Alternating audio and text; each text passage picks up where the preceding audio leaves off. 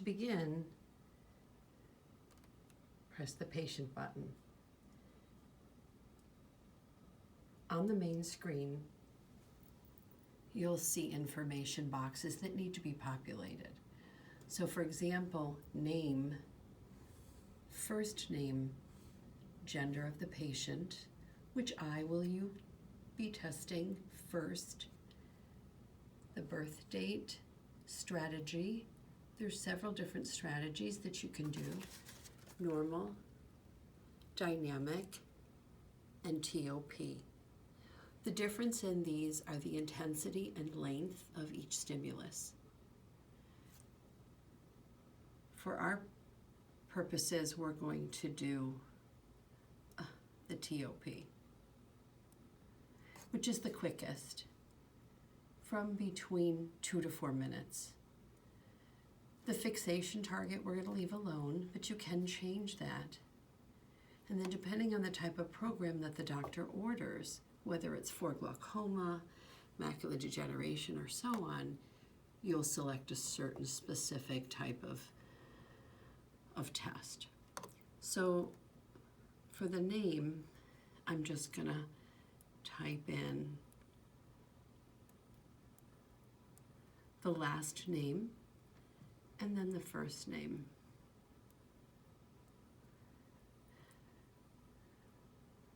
If you make a mistake, backspace and then enter the correct letter. This is going to be a man, and the date of birth, January 1, 1999. And we're going to test first the right eye. Now you noticed as soon as I filled out all the appropriate information, this blue box became illuminated and it reads OK, which means I can now start the screen. And you can hear that the perimeter is calibrating.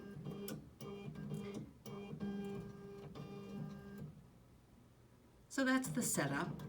Now there's many ways to set up your patient. You can raise and lower the table. You can raise and lower the patient's height of their chair.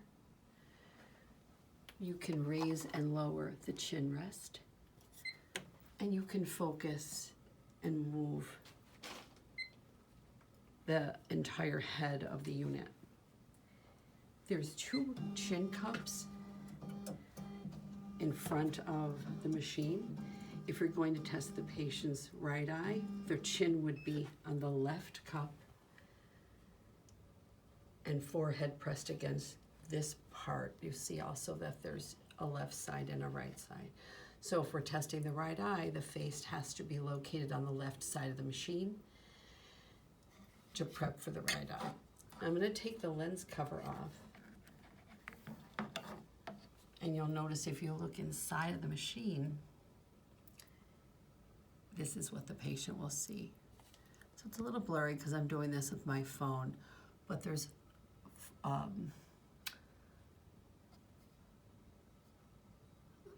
let's see if I can get it correctly.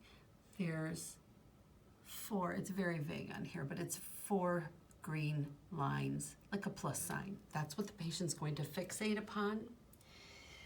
Right here is a trial lens holder. So if the patient is wearing a substantial distance prescription, you'll want to put the proper trial lenses into that holder. Right here is what the patient's going to hold on to. So they occlude their left eye with this patch.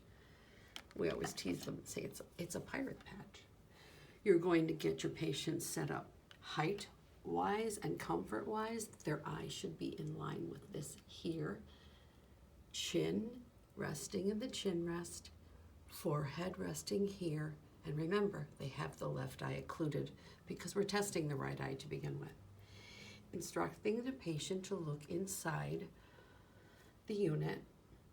You tell them to constantly fixate on watching that plus sign that they see inside there. And again, I'll show you what that looks like.